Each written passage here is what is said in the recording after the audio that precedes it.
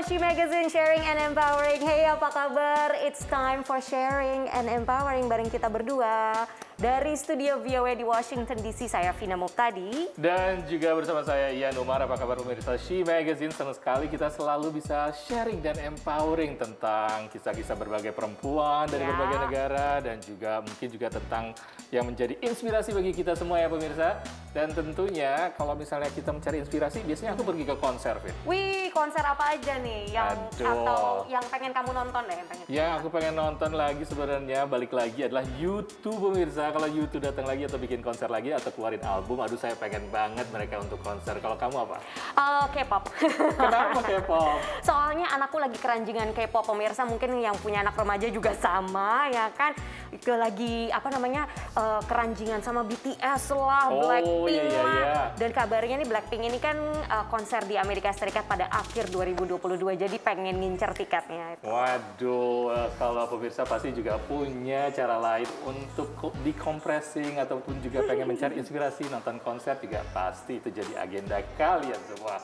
Dan tentunya di She Magazine banyak cerita yang akan kami sampaikan.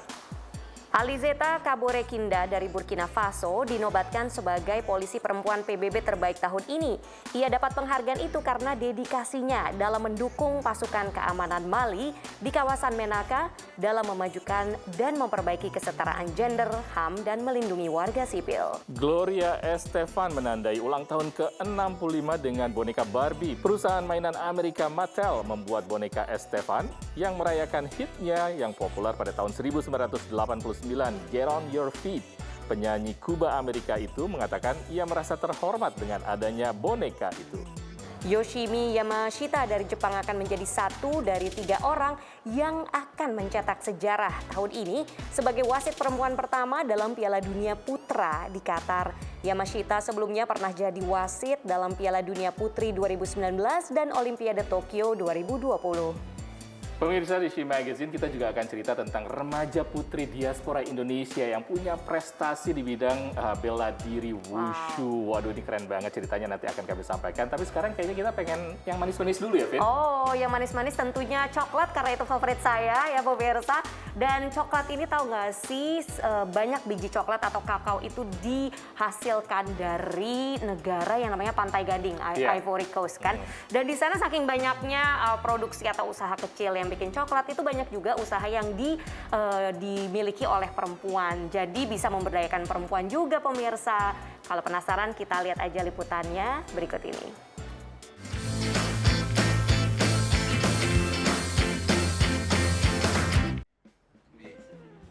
Coklat batangan buatan tangan dari Le Chocolatier Ivoirian ini mendapat penghargaan sebagai coklat terbaik di dunia dalam pameran pertanian internasional Paris Maret lalu.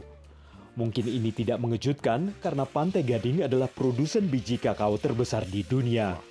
Setiap batang coklat ini memakai pembungkus bermotif desain kain Afrika. Bonjour les mamans. Pembuat coklat Axel Emmanuel Bau mengawali pembuatannya dengan membeli kakao organik atau yang diperdagangkan dengan harga wajar. Pabriknya berada di Abidjan di pesisir, tapi ia membeli biji kakao di kota Tomudi di wilayah selatan tengah Pantai Gading. Ça, c'est du pur cacao, voilà, qui sent très bon et qui peut faire du chocolat de bonne facture, traçable, avec qui peut apporter une plus-value à leur quotidien. Kaum perempuan memilih, mengupas dan memanggang biji kakao dan menangani lebih dari setengah proses transformasi dari kakao menjadi coklat. Semua ini melipat gandakan nilai kakao karena sebagian besar kakao Pantai Gading masih diekspor dalam bentuk mentah. Depuis que nous avons commencé ce travail, je pense que les choses se sont améliorées parce qu'on travaille quotidiennement et ça nous fait des revenus qui vraiment nous soutiennent beaucoup. Valentin Yao adalah pengurus koperasi Kopbel. Sementara Axel sempat bekerja sebentar di perbankan sebelum memulai bisnis coklatnya tahun 2015. Ia bergabung dengan koperasi ini dan jaringan petani yang berjuang bagi pendapatan yang lebih baik. Ia memperkirakan telah melatih 2.000 orang yang kebanyakan perempuan pada tahap awal produksi coklat. 60% de l'énergie de la chocolaterie, d'une chocolaterie classique, passe dans cette étape de torréfaction, décortiquage et tout ça. Et moi, je ne l'ai pas ici en interne chez moi. Je l'ai externalisé avec ces femmes-là. Axel menyelesaikan proses pembuatan coklat di dapur miliknya di Abidjan. Ia menambahkan perasa seperti jambu mete, serai, dan jahe. Satu batang coklatnya dijual seharga sekitar $5 di Eropa dan Amerika, pasar terbesar coklatnya. Ia juga menjual di dalam negeri. Axel ingin meningkatkan produksi dan membuat coklatnya lebih terjangkau, termasuk bagi warga Afrika Barat yang menanamnya yang kebanyakan miskin. Mon next step, c'est vraiment de passer à une autre étape, le scale up, avoir une unité industrielle qui va fabriquer du chocolat. Axel berharap bisa melipat gandakan produksi dan memperluas distribusi coklat buatannya. Dan dengan demikian, ia bisa mempermanis kehidupan lebih banyak warga Pantai Gading dan warga lainnya. Dari Arlington, Virginia, saya Helmi Yohanes dan tim VOA. Pemirsa dan juga Ian, aku baru tahu loh kalau ternyata Pantai Gading ini bukan salah satu, tapi produsen kakao terbesar di dunia. Sebagai perbandingan pemirsa, Pantai Gading itu produksi 46% dan Indonesia hanya 4%. Wow, menarik ya ternyata. Dan coklat-coklat ini memang adalah salah satu favorit saya. Oh, me too. Oke pemirsa, jangan kemana-mana. Seperti janji kita akan berkenalan dengan remaja putri diaspora Indonesia, Kaika, yang dia adalah juga atlet profesional wushu di Amerika. Jangan kemana-mana, hanya di She Magazine.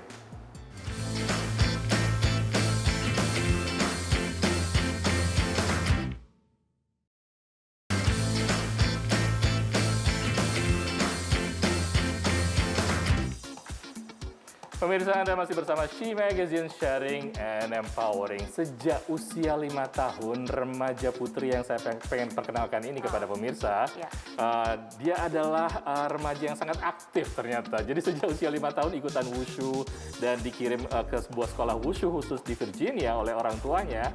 Remaja ini bernama Kaika Kusuma. Dan Kaika Kusuma ini pemirsa, dia sekarang sudah berusia 18 tahun dan menjadi atlet profesional. Senang sekali loh, ternyata dia sangat berprestasi ya, Vin. Banget nih ya. Salah satu pertandingan yang bergengsi ini ada di Brazil, namanya pertandingan Pan America. Dan dari sana dia berhasil mengumpulkan nggak cuma 1, nggak cuma 2, Ian, pemirsa, tapi 4 medali emas, ya kan? Membanggakan sekali. Dan Kaika akan sharing dengan pemirsa berikut ini.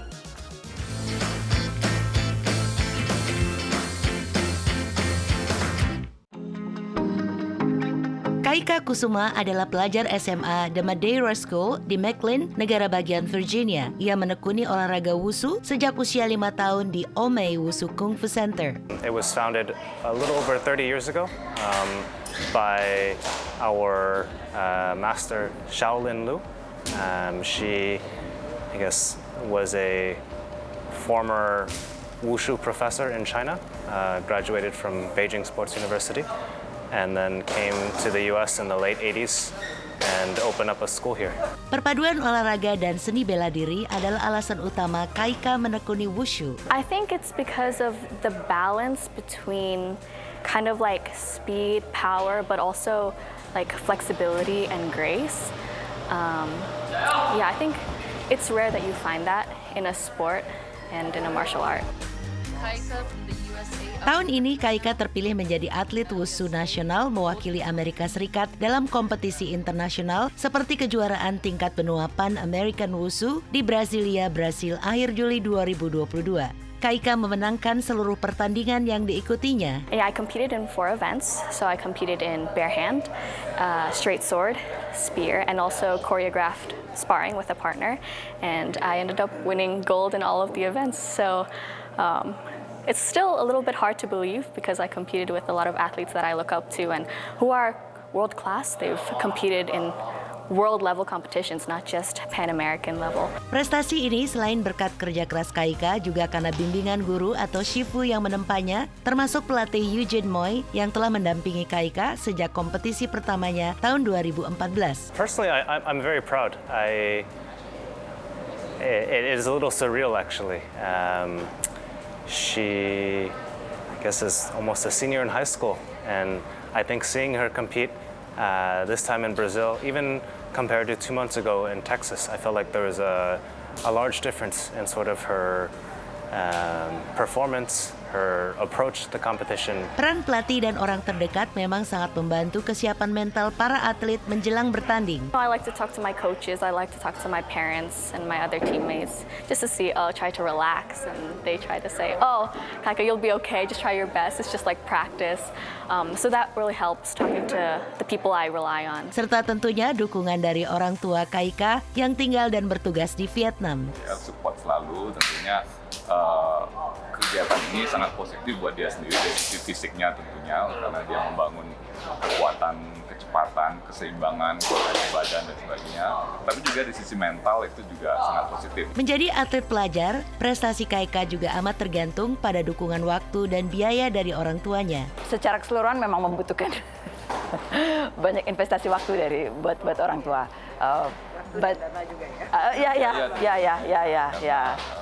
Olahraga ini mungkin belum sepopuler olahraga lain di Amerika, seperti sepak bola, bola basket, tenis, atau senam yang bisa memperoleh sponsor. Jadi apapun ini juga kita harus dukung dari sisi biaya juga. Sebagai atlet non-diaspora Tiongkok, Kaika tidak pernah mendapat perlakuan khusus atau diskriminasi, tapi mengakui kadang menemui kesulitan dalam berinteraksi. But because being in the US, it's a very diverse country, and there are other wushu athletes that are not Chinese, so it's kind of we all band together. And even in Ome, there's people who are not Chinese. Dari Fairfax, Virginia, Madeyoni dan Nia Iman Santoso, VOA. Wah, hebat banget Kaika. Aku inget loh waktu Kaika masih kecil ya.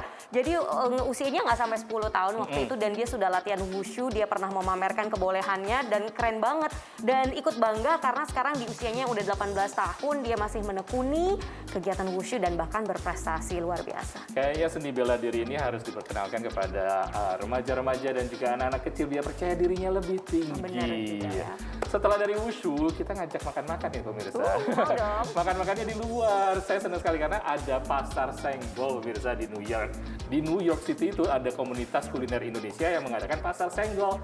Pasar senggol ini seru banget loh, karena memang kalau di Indonesia kita tahunya kan pasar senggol pasti penuh-penuh dengan orang kan, istilahnya pasar tradisional. Nah, sama kita juga memperkenalkan yang namanya kuliner tradisional Indonesia di pasar senggol di New York.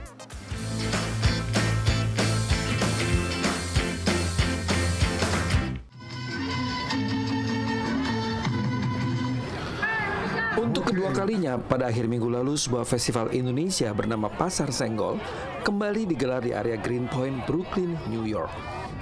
Acara yang ditujukan untuk mempromosikan seni budaya dan kuliner Indonesia ini menarik minat warga di sekitar area Brooklyn, Queens, dan Manhattan. Kalau pesertanya ada 17 dan penontonnya kurang lebih mungkin ada 1.000 ya. Ya, karena kita mengharapkan juga memperkenalkan ke dunia luar. Jadi pesertanya sekarang ini kebanyakan orang-orang bule, khususnya New Yorkers sama Brooklyns. Kedepannya memang IGA itu akan selalu mempromosikan culture sama foodnya untuk memperkenalkan lebih banyak lagi makanan Indonesia ke dunia luar. It's amazing. The food is very delicious. I didn't expect it so much various food. I'm very positively surprised. I also live with 2 Indonesians.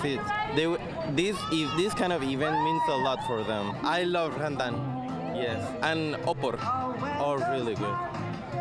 Acara ini diselenggarakan oleh organisasi pecinta kuliner, Indonesia Gastronomy Associations, yang juga mendapatkan pengakuan dari pemerintah kota New York. Ya, alhamdulillah hari ini IGA, Indonesian Gastronomy Association, mendapatkan penghargaan dan recognition dari kantor Mayor Eric Adam yang disampaikan oleh Ibu Weni. Beliau adalah special advisor untuk Mayor Eric Adam. Naratama dan Andira Inaya, VOA New York. Selain acara Pasar Senggol, ternyata setiap bulannya pihak penyelenggara yaitu IGA menyelenggarakan yang namanya berbagai makanan khas Indonesia yang diperkenalkan kepada warga setempat. Contohnya misalnya mereka memperkenalkan makanan khas Jakarta dan juga ada makanan khas Minang, contohnya. Seru sekali ya? Wah, mau dong, setiap bulan ganti-ganti ya, makanannya beda-beda, tentunya juga karena Indonesia kan kaya akan budaya dan tradisi. Baik pemirsa, She Magazine masih akan sharing and empowering lagi habis ini.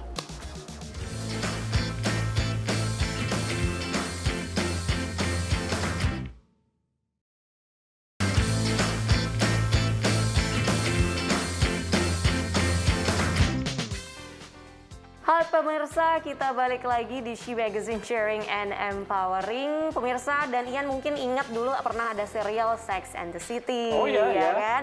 Saved by the Bells juga tahun 90-an. Nah, bagi yang kangen ya sama serial-serial itu, kita bisa bernostalgia lagi karena kan sekarang ada serial baru namanya And Just Like That yang memang terinspirasi dari Sex and the City. Terus ada Saved by the Bell juga ya ternyata ya. Iya benar, karena memang tema-tema seperti ini menarik sekali bagi para customer ataupun juga para orang yang ingin bernostalgia karena ada pameran atau misalnya juga ada pop-up yang bertemakan seperti film ataupun juga TV series seperti tadi. Jadi bisa dilihat macam-macam, jadi itu menarik sekali buat para consumer. Ada liputan khusus dari VOA tentang hal ini, kita lihat seperti apa.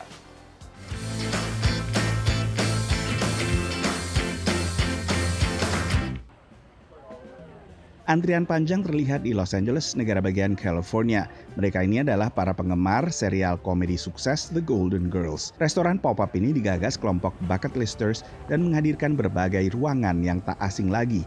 Welcome to The Golden Girls Kitchen. This is the main attraction. This is the primo of the pop-up. So of course you're looking at the very famous Golden Girls set here. No detail is missed. The garlic clove, the calendar, the cake molds, of course. This painting, we couldn't just do any old painting. We had to have the exact one.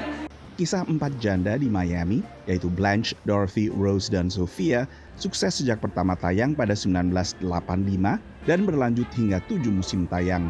I've watched every episode now a couple of times and I'm just like, it's funny every time. We're Golden Girls. We're all sisters. We drove all the way from Scottsdale, Arizona to be here today. And so yes, we had to come. We are fans for a long, long time. Di restoran pop-up ini, selain menikmati cheesecake atau kue keju di dapur, para fans juga bisa bersuah foto di kamar tidur tokoh Blanche, tempat keempat Golden Girls sering saling curhat. Sementara dekat San Diego, masih di California, sebuah motor menjadi atraksi utama di rumah yang menjadi lokasi syuting film Top Gun pada 1986.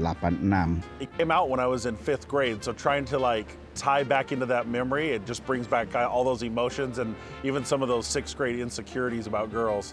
Selain sukses film sequel Top Gun Maverick, nostalgia film pertama menjadi salah satu daya tarik utama rumah ini. Oh, my reaction is like the movie, I want to live there. Because in the old movie, because it's just beach and house, and that's what I'd love. It looks totally different than what it did in the first movie. I remembered it just being on a street kind of by itself and the ocean, so it's a nice memory from a good movie. Memang rumah ini dipindah dari lokasi asli ke Hotel Mission Pacific. It was in a state of disrepair, and the owners decided to raise it 1 block south of here and relocate it to give it a little bit more life and a little bit different lens. They restored the paint color to the original motion picture in 1986, and what was carried throughout from a theme standpoint was the reds, whites, and blues. So a lot of Americana on the exterior, which then translated to the high pies, which is served on the inside of the home. Restoran seperti bertema Golden Girls ini katanya laku keras, habis harus reservasi dari jauh-jauh. Kamu tertarik ya untuk ke sana? Boleh sih, tapi nggak ada di Washington DC. Adanya di kota apa aja sih? Iya benar banget, karena memang sejak dibuka di LA pemirsa, karena permintaannya sangat banyak. Mereka juga pengen ada di San Francisco, mereka juga pengen ada di New York, pengen juga di namanya Chicago, mungkin nyampe juga ya ke Washington DC. Aduh, semoga ya. Tapi kalau diperhatiin tadi kota-kota yang kamu sebutin itu kota-kota besar semua ya, yang padat banget. Dan kayaknya memang yang banyak orang ya di situ, yang banyak customernya. Saya jadi penasaran seperti apa sih kehidupan kayak di kota-kota kecil di Amerika. Mungkin pemirsa juga penasaran. Nah, kita akan ketemu sama seorang diaspora Indonesia perempuan namanya Asri Gumiwang. Dia ini tinggalnya di sebuah kota kecil namanya Jenliu di West Virginia dan sudah tinggal di sana selama 9 tahun. So, kita akan lihat ya seperti apa kehidupan di sebuah kota kecil di Amerika.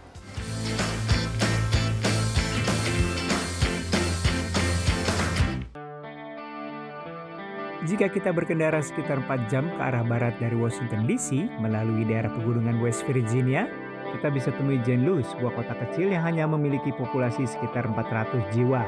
Dan ternyata ada orang Indonesia yang tinggal di kota kecil ini. Nama saya Asri, saya tinggal di Jenliu, West Virginia, sudah 9 tahun. Asri yang sebelumnya tinggal di Bali pindah ke West Virginia pada tahun 2013 ikut sang suami yang memutuskan untuk kembali ke kota kelahirannya, Jenliu. Setelah pertama kali datang ke sini itu shock, soalnya sepi banget. Tapi ya karena keluarga ya, ikut suami jadi ya dibetah-betahin.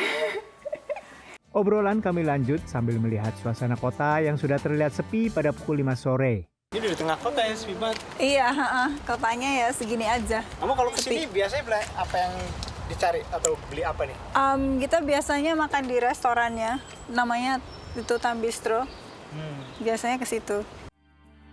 Karena sudah tidak ada toko atau restoran yang buka di sini, kami lanjut perjalanan ke restoran burger yang cukup ramai dan dikelola oleh suaminya Asri. So we opened in January of 2020 in the middle of the pandemic. The reason we opened, there aren't any really good burger joints in this area, so we wanted to be the first to introduce the people to a good homemade hamburger. We have a chicken sandwich, we have the smoked burger, and we have the classic burger. It's my favorite item here.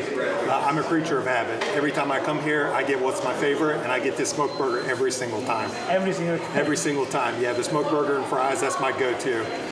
Selain usaha restoran, Asri dan suaminya juga punya apartemen yang disewakan.